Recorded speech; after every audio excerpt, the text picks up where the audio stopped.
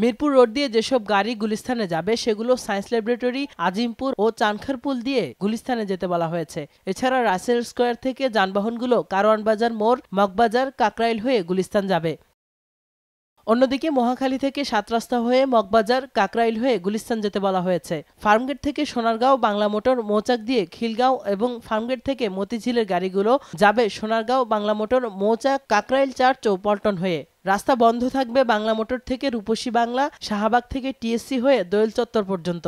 আবার রূপসী বাংলা থেকে কাকরাইল, মৎস্য ভবন থেকে কদম ফোয়ারার রাস্তাও বন্ধ থাকবে। এছাড়া মৎস্য ভবন হতে শাহবাগ, কাটাবন এবং পলাশী হতে শহীদ মিনার, দোয়েল চত্বর হতে হাইকোর্ট ক্রসিং এবং বকশীবাজার থেকে শহীদ মিনার হয়ে টিএসসির রাস্তা বন্ধ থাকবে।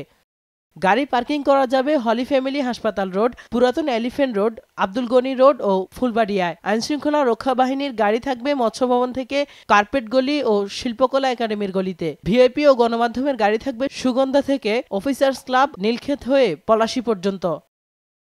কেফায়েত শাকিল, সময় সংবাদ, ঢাকা।